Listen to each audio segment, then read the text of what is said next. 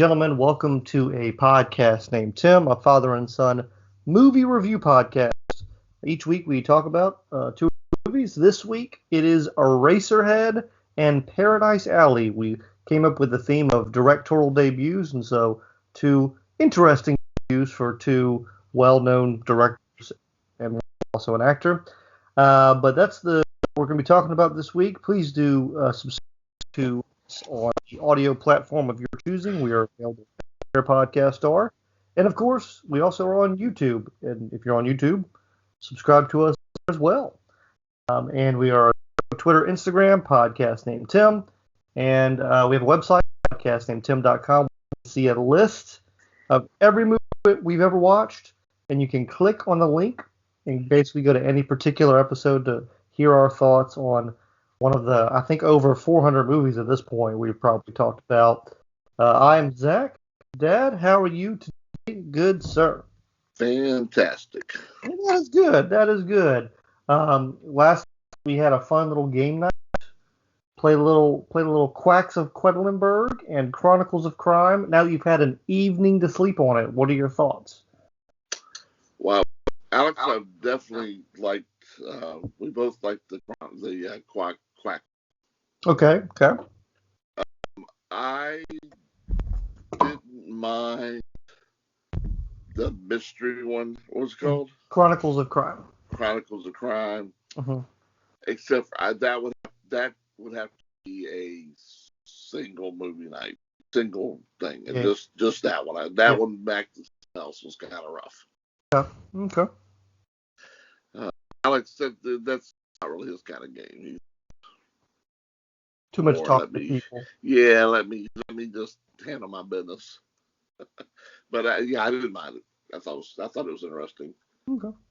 I would play it again. I think I don't know. Maybe we should go to one game an evening and just a couple times if you can. Yeah, that's probably a better idea for next time. And we'll work good time with our next game night, because I'll tell you right now, Ticket to Ride. So she's got a ticket to ride. She don't care. But what else you been watching other than Eraserhead and Paradise Alley? Nothing. Chicago PD. I didn't watch anything this week. I did. Me and Allison, my wife, have been watching Star Wars: The Clone Wars. We have 4 episodes left in season 4, so we are trucking right along. I got caught up on Invincible. I haven't done one of that yet. So there's a few other things to get caught up on. Pretty much it. Nothing else exciting going on. I just watched these movies. I feel like I watched something else, but I can't remember. I'm just ready for Mortal Kombat. I'm sure I did. Yeah. It eludes me this time. I'm just ready for Kombat. Yes. I hope it is all I'm hoping it will be. I've got high hope. Hope. Probably it's a bad idea. Probably should go in with more hopes and then we'll enjoy it more. But we will see. We'll see. Well, if you want to get into this, we can. I think we're gonna have a lot to talk. I don't. I think we're gonna have a lot to talk about. All right. All right. Well, we're gonna take a quick moment to pause, and then we're gonna start with Eraserhead, because I think that'll probably eat up the majority of this podcast. So we're gonna take a quick pause, and we'll be right back with Eraserhead. So Eraserhead came out in 1977. It is the directorial debut of David Lynch. This is my first David Lynch film. 1 hour and 29-minute runtime. It is considered a fantasy horror film. It is also written by David Lynch, I should say. Has a 90% on the tomato meter and an 83 from the audience score. Has a 7.4 on IMDb. And was nominated for a couple film festival level awards. It is a story of Spencer, who is dealing with the world. We'll just put it that way. And he finds out his girlfriend is pregnant, or a that he has at least been sleeping with is pregnant, and they end up with a mutant child, and then he's got to deal with being a daddy and some other things maybe. My selection for the week, the cat kind of got out of the bag as far as our opinions, our base opinions of this movie. Because of your wife. My wife, yeah, she broke the cardinal rule of the pod. She watched it with me, and she ran into you and told you my thoughts. But let's start at the beginning of the movie. About the general overview of this movie. This movie has everything that you and I hate in movies. Every single thing. It is a director who's smelling his own farts. It is weird for being weird, nonsensical in some respects, but I'll get in that. It's like 8.5, but just with like a mutant baby. And I hated 8.5. And I hated this movie, like, while watching it, basically. And then, like, the last, like, I don't know, a few minutes, and it wasn't anything that was happening. I think my mind just caught up with what I was watching. Uh-huh. I can't get this movie out of my head. I really enjoy this movie. I thought about watching it a second time this week. Uh-huh. I'll get into why, but you can go ahead and tell me your thoughts. And you're not wrong. Everything you're about to say, which I know is correct. It just was beyond. I mean, look, I know what I was getting into when it was David Lynch. Right. I suffered through 20 weeks. So, and I've watched a few other movies. I think Mulholland Drive's the only one that I actually ended up really caring for. Right. I've never seen Heart, which I hear is good. Or have you seen Dune? He did Dune, right? I did not know that. Well, if you did Dune, that's another one I hated. That is just so boring. Yeah, it was just too bizarre. It was just too. I don't know. I just thought it was just boring, and I normally like. It just. I don't know. There was just nothing there for me. I don't know. I just could not get into it. I don't know. I that's why I said you said hang on. I really because I don't really care another. It's just not something that I would never watch it again.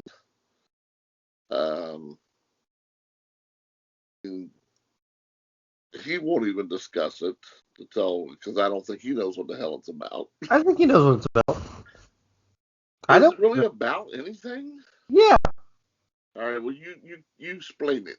Okay. Well, the other things that he's probably for are he did do Dune, and he also did The Elephant Man.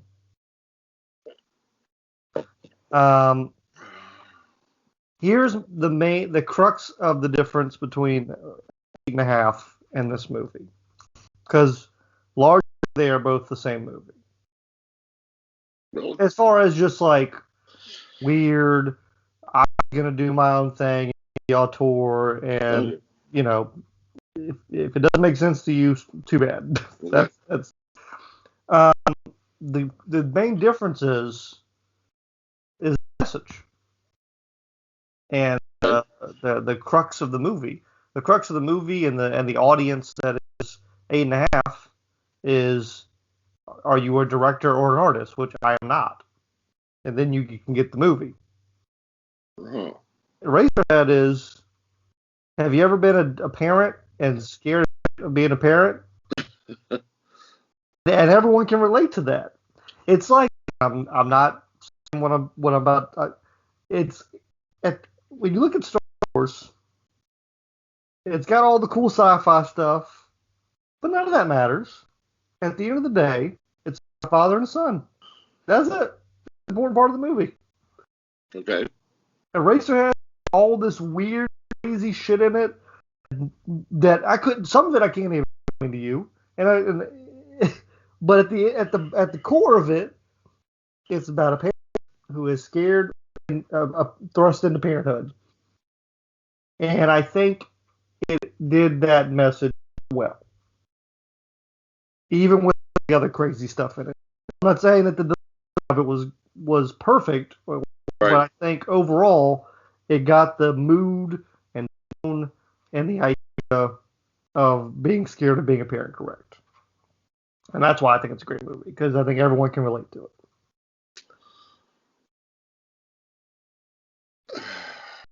So I see what you're saying now. I can put that into it. Go. I can see that, but do it in a way that's not so weird that I can't see it. Because I'm just watching the timer, hoping that this will end. So I was very worried with the opening of the movie, which is, for people who have not seen Eraserhead, there's like a planet, and then there's like a superimposed image of our hero, I guess. Yeah. He's just got his mouth open agape, and he's confused, and there's like a little space worm flying through. When I first saw it, I thought it was like spleen that had been like ripped out of his body. Yeah. And it's just around, and that's like, I don't know, 10 minutes? 10 minutes of the movie. There's like no talking like in the first 20 minutes. Did you get this vibe? Because I did. Before we got to talking, I had a very silent film, just because there was no talking, but like the look of it and the walking, and it felt like kind of like a Charlie Chaplin movie, like the way he was walking around and he stepped in the pub. Right. It had like a Charlie Chaplin feel to it to me. Yeah, definitely. That was just interesting. I can't go through some of the scenes of this movie because they're just fascinating to talk about. So go for it. He's at his weird crib where I guess there's like a bunch of mold and stuff in there. It's in Skid Row, baby. Yes. So he finds out his girlfriend's pregnant. I don't remember how he finds out, but he goes over to their house, and they're have again a very relatable situation. Meeting the parents of a girl you're dating, backed up or whatever for the first time. That weird awkwardness that is associated with that meeting. So we had that, and they're sitting at the dinner table, and he cuts open a chicken, which they talk about had been pumped full of. More like a Cornish hen to me. And it started just like bleeding and screaming, and then someone had like I think the mom had an orgasm at the table. Something going on. I don't know what was going on there, but then they confront him. Hey, you've knocked up our daughter. You gonna make this right? And for some reason, mom also has like an orgasm over talking to him about this for some reason. Yeah, it's weird. Just the whole family is mentally challenged or has issues. I feel like our hero was just a normal guy who society just beat down, and he didn't know how to deal with everything around him. Something was wrong with him. I don't know. He was kind of normal. He was kind of normal for the movie. Well, yeah. And I know that actor. I mean, when I actually saw his current picture, I was like, oh, I'd never noticed from the picture that's who that was. So we have the baby, right? Right. Which we don't get a scene of, but the baby's there. The baby's already been born. And they go back to his place, and the effects, the look of this baby, I think, especially for what the budget was, amazing.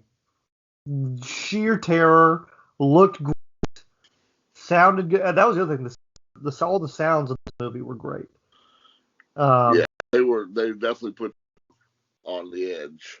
So They the were sound creepy. of it was creepy. I liked the practical effect of the baby. I thought it looked awesome. I thought it was horrible. I thought it looked great. And then basically the woman leaves. She's like, I can't deal with this shit. And there's there's a great scene where she's like trying to rip out her bag from underneath the table or the Yeah, what bed. was that? It was supposed to look like she was in prison. You had the bars on her, and she's like looking out like she's trapped. This was very artsy. I don't really like artsy, but I like this movie. She leaves. Wow, you really got a lot out of this thing. I did. I'm impressed. Um, and let's talk about the radiator lady. That's the quiet part I'm not sure about. Because she had these big puffy cheeks. One time she sings a creepy song Yeah, about. what was up with the cheek? What was that? That was great. So I have a couple thoughts. Okay. One is I am assuming because his room looked infested with stuff. Okay. I assume if I'm putting I'm an artiste hat on, she is supposed to be kind of like industrial sludge and waste and mold, like all the bad things that you would have if you lived in the ghetto. You got crummy places. One thing I can think of, because I think that you had this mutant baby, you had this overrun. I think it was, if I'm putting on a artiste hat, maybe this is about how people who are poor and grow up in bad places that are run down and messed up, the kids end up getting sick and messed up, and the kids end up to become mutants. Okay. That's what I came out of it with. Wow. Your thoughts? Yeah, the clock is still running on the little time there. I must have paused this movie 1,000 times to see how much was left. So here's where things get really weird. I mean, really weird. So I forgot how it happens. He ends up like a room that I think is inside the radiator, and the girl's stepping on little sperms. Right. And then he's there, and then his kid pops up out of his head. We have the Vader scene, like Luke and Vader, Right. They're connected. There's a bunch of screaming and stuff. His head gets chopped off. And then a little boy picks it up in a street, an area, runs over to a shop where there's a guy making pencils, and I guess they put his head in a blender to make it into a pencil, and that's where we get Eraserhead for. That I watched several videos on analyses and thoughts on the movie. I have not seen one person provide an explanation of that scene. That particular segment. Because no one. I think if you were to take that out, it would be a better movie. And it would be more streamlined and connected. Because everything else I can kind of make an excuse for. Here I'm just like, I got nothing. At the end of the movie, he ends up cutting the baby. Yeah, that was the most disturbing thing I've seen in a long time. And stabbing it. It was getting great practice. It was all the bully stuff too that was making me just, what the hell? The baby turns into a giant head, and then eats him or something, and then he's in a white room. Maybe he committed suicide. I don't know, but I couldn't tell you I don't know if I can tell you what this movie was about other than the core of it, but I liked it. You sure you're not just yourself to like it? No, So that you'll feel as though every you get it. No. Every day since I watched this movie, I've thought about this movie. Well, that doesn't mean, No, like it popped into my head, like, oh man, what was that scene about? Oh man, I wanted to think about it and learn more. Day. I have thought about going to therapy, The only other movie, having it removed. one of the only other movies that has done this to me for this show since we've been reviewing this was Lighthouse. Thought about it for like 2 weeks. Yeah, but Lighthouse is weird, but it's a good kind of weird to me. Oh, Lighthouse is better. But I've thought about this movie every day. I'm sorry. I'm sorry. I do trivia. I'm sure you didn't look up at me. I did, because I was hoping somebody in there said, "Let me tell you what you just watched," and nobody said that. They decided. So go ahead and kick a little trivia for us. There's a certain director who made The Shining named Stanley Kubrick. Okay, I do this. Okay, he made his cast watch this to get them in the mood for what they were trying to make, and I get it because is that documented? Are we I don't sure know. you didn't? If anyone makes this piece of shit, then I think he was showing them what not to do. I guarantee you Stanley Kubrick likes this movie. Oh, I'm sure. But yeah, I can see it. I can see it's got that same like awkward pause kind of horror style to it. Also, did you see how long it took to make this movie? Well, I saw something about the girl was like 3 when whatever, and then 8 when they or something. So it took them. They did this piecemeal over 5 years. 5 years. And a lot of the sets had to be torn, built, and Jack Nance, the actor, the main guy, he kept his hair like that the whole time. I mean, I felt 5 years older after I watched it. Yeah. And the nickname for the baby, Spike. I didn't see that. Yeah. Why? I don't know. That's what Jack Nance did. Everything you have said is correct. I cannot say that you are wrong. You are absolutely right.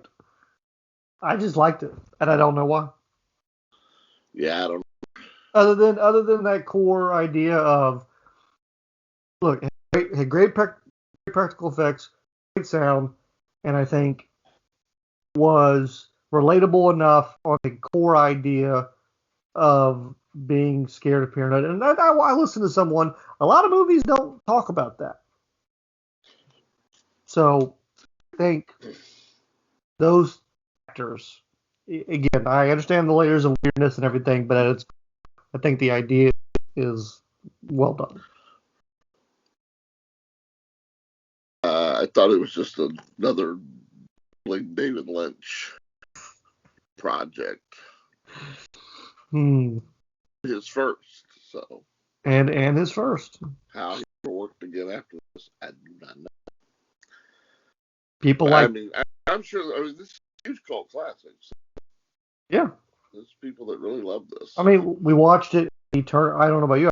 In the Turner Classic Movie of HBO Max.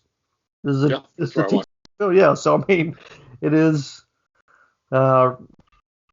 revered in some respects. I enjoyed it, but I also I would never argue with anyone about this movie. I would like. I wish before he goes, he would talk about it a little bit. Yeah. I don't think I'd like to know what is, but I don't. You know what? You wouldn't understand his explanation anyway, because he's so out there. I'm sure. I'm sure. I really don't think that he is the character. I don't think he's putting on anything. Is as weird as his movies. Mm. Well, I think it's time to talk about another directorial debut, sir. Yeah. Your selection for the week. Yeah. Paradise Alley. Came out in 1978. Another great 70s film. PG rating, 1 hour and 47-minute runtime. Although I thought that was longer. But 5.8 on IMDb. A 40% on the tomato meter and a 44 from the audience. It's about 3 Italian-American brothers who are in the slums of New York City in the 40s. One brother is a gimp from the war. One brother is a salesman, I guess. He's a hustler.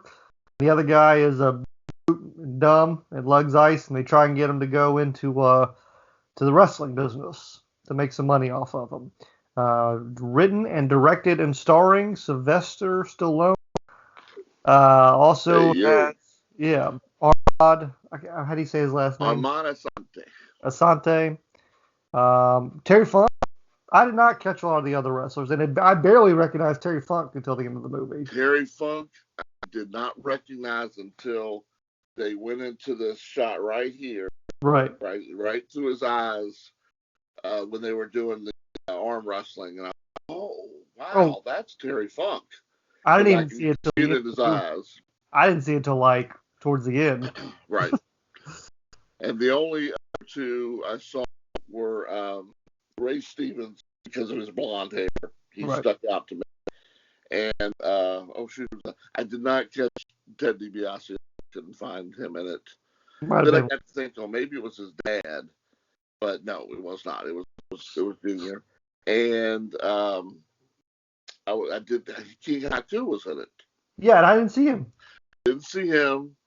But again, maybe the credits didn't get changed. If you read the stuff, he ended up having to cut like 40 minutes out of the movie or something. So lots of scenes went out. So maybe I think the wrestling scenes that ended up being montages were a little more to them.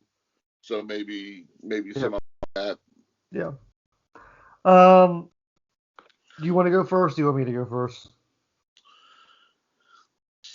This could have been good if it had been shot as a serious film and not a campy 70s movie. If it's been written later and done as an actual, because this all happened. There was these underground wrestling clubs when they were still doing shoot fighting and not the professional wrestling we know today.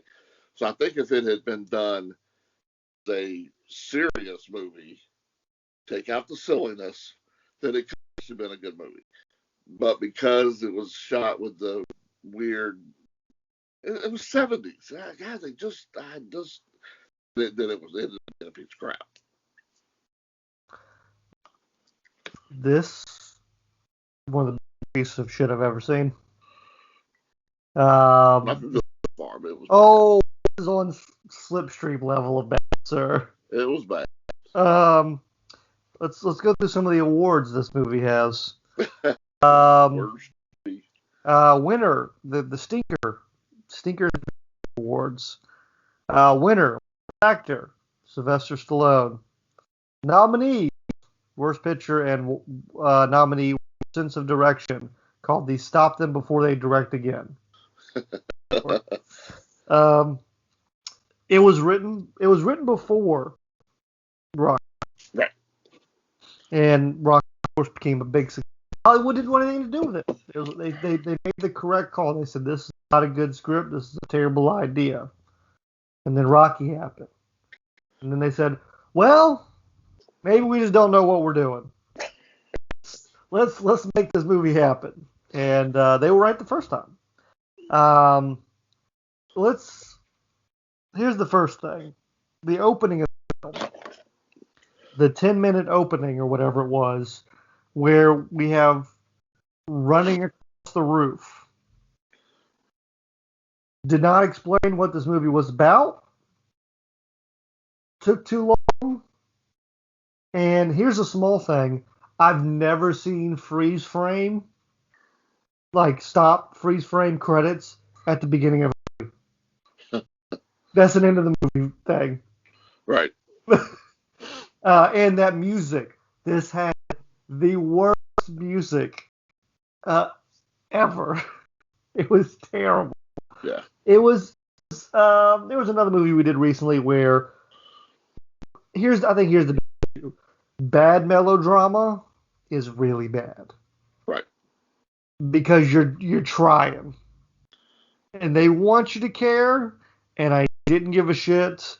No. And halfway through the movie, Armad and Sly Stallone kind of switch roles as far as who's the heel and who's the bad guy, but it didn't make any sense why they switched. There were too many interconnections with other women, and who was dating who and why they were dating them, and I didn't care, and I didn't understand what was going on. The big dumb brother who has a heart of gold, done that a bunch of times, much better. He was kind of the best part of the movie. I mean, he was believable. It looked like a big butt. What is Sly's fascination with arm wrestling? I don't know. Didn't he do that other movie? What's that other movie? Over the Top. Yeah. All right. Writing was bad. Acting was bad. Acting was bad. But I thought some of the directing was horrible. I thought some of the shots, they were kind of some of the up shots, the window shots, and love the wrestling in the rain. I mean, it didn't really make sense, but at least looked nice. It looked interesting. Wrestling in the rain, indoors? Inside, yeah. I said it didn't make sense. So I'm saying it's a bad story, bad writing, but I don't think the directing was that bad. I thought the directing, the shots were kind of interesting.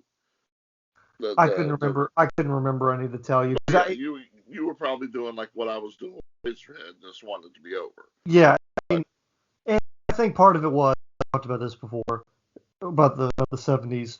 I think the worst part of the 70s is when they do period pieces. Because it's all a bad 70s film, and then they're doing the over-the-top cliches of the 40s gangsters and not doing them well. Right. And so it just... You won't yield at all that if this had been done at a different time, not in the 70s, and done as a serious film, that there couldn't have been nothing here to the story. I can make a movie about three Italian brothers who wanted to do what they wanted to do better, but you'd have to change almost the entire movie. I think you have to change so much that it wouldn't even be Paradise Alley. So I think if they just took out the silliness, the campiness, and the campy music with it, the over the top villains. Well, also kind of reminded me of Dick villains. They needed to get to the wrestling bit quicker, and the training and the idea of that, and it needed to be more of a sports movie. Right. Because I think that was part of it. It was, we had this weird, and God, the writing was so terrible. The dialogue writing in this was so awful. And he just, woo. It certainly didn't seem like the same person that wrote Rocky. No, which I'm not a big fan of Rocky. I think it's overrated. I stick by that stance. It's good, but God, the writing in this was just horrible. It's certainly not the best Armad and Sly movie. No. What were they in together? Come on. I can't remember what they were in together. Judge Dredd. Oh, I hate that movie. The other guy. He was the brother. I haven't even seen all that movie. Oh, that's a good movie. That's an underrated movie. Did you read some of the about this movie? Not much. It was originally, Sly wanted it to be about four African American brothers, or three African American brothers. And apparently he couldn't money, and so he had to put, all right, we'll make it about Italians, and I'll be in it, so that we can get. It's supposed to be about three.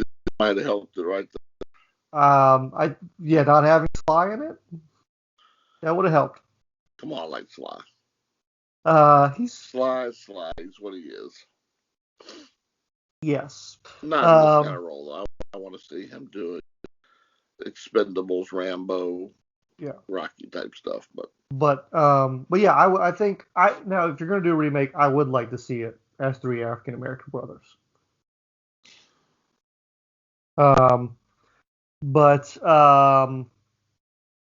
Period. Well, if you're gonna do these, I guess at this point they'd probably make it in the 60s or 70s. Well, but that's not when this was going on in Hell's Kitchen, so I don't know. Yeah. Sure how that would work. Yeah, I mean, let's just leave it alone. It ain't great. Also, what was interesting, I think someone pointed out, or I read something somewhere, that this is the only movie he directed that was not a series. Everything else is, up until the Expendables, which then became part of the series. Right. Yeah. But yeah, so it's the only kind of standalone movie he had directed. I don't know why I thought he had directed Rocky 1. Yeah, I did too. I was going to say that to you, that I had misled you. He just wrote it. I thought he wrote it. I thought so as well. But because he's so synonymous with that film. Right. I mean, but and because he directed what, 2 and 4? Was that the other ones? That I don't know. And I haven't seen all the Rockies, so maybe you can. I mean, did he do a good job directing some of the other ones? Well, I don't know which ones he directed. So I'm pulling it up right now. He did 2, 3, and 4. Balboa. Well, I like 2 and 3. I can't remember what 4 was. I don't remember. It says he directed Staying Alive, which is the sequel to Fever. Oh, that's a sequel. Okay. Yep. With Frank Stone doing the music, as he did in this. That's a weird movie, right? I mean, I think of it. Also, to think that John Travolta and Cy Stallone working together on a film is also odd. It's a horrible movie. I'm sure it is. Yeah. Yeah, I don't know. I still wish they had. Yeah, I wish they had been campy. With the leggings, the stockings on at the end. That guy. Was that necessary? That's what I'm saying. It just ran the whole thing. That whole character and the way it was played and all the silliness. It was like they were like villains in a Three Stooges short. They were just not done well. And not at all, but I didn't know it was wrestling at all, so. I never knew Funk was that chunky. Yeah, I think that's why it threw me off. I was like, this is Terry Funk. Well, I never was that short of hair and that cut like that. Yeah. Yeah, I wouldn't have. I don't think I would have even noticed him until I researched it. But if it had been for that one, brother's in it too, but I didn't see his brother. Dory Funk is in it. No. So some of those wrestlers, I mean, they were just doing back tosses and stuff. You really couldn't see that well. So could you imagine this with another 4 minutes? No. Wow, that's scary. Yeah. Yeah, that would have been horrible. Yeah. Well, I think, to me, we had one hit this week. I know you disagree, but I'm not going to argue with you. I say we missed the mark. Neither of these people should have ever been allowed to direct again. I will never argue with anyone. I have a very firm policy now. Whatever your opinion is on Eraserhead, whether you loved it or hated it, right. That is, yep. Because All right. You say so. Yep. I'll bombard you with David Lynch stuff then. Okay. Well, let's go ahead and did we actually officially decide on a theme? Black and white movies. Black and white movies. Just look, because there's a level of quality typically. Well, nice. I don't want to say Sunday, but nice black and white film's always good. I've already told you mine. It is the North Star, also known as Armored Attack. It's a foreign film and came out in 1943. It is on Amazon Prime for free. All right, so I guess we're doing foreign black and white then. There you go. Mine also is 1957's Wild Strawberries. Oh. It is on HBO Max. Who directed that again? Shoot, I forgot. We've dealt with this person before. Yeah, we dealt with this person and we talked about it because you were like, oh, I'd like to watch this because I like this other movie by them. And I'm going to watch it again because I want to see it again. Oh, you've seen this before a long time ago? I did watch it. No, I watched it when we were dealing with this actor. Oh, Bergman. What did we do with his? I don't remember, but the actor in it, this is him older. We did the Seventh Seal. Okay. Well, so Wild Strawberries and the North Star. What North Star? Is that what it's called? The North Star. North Star. Mine's on HBO Max. Amazon Prime. Amazon Prime. Yep. So. I can do it. Yeah. All right. Well, I am excited. Yeah. All right. Yeah. We'll go. Yeah. It's Sunday when we record, so now we can go watch a nice Sunday movie.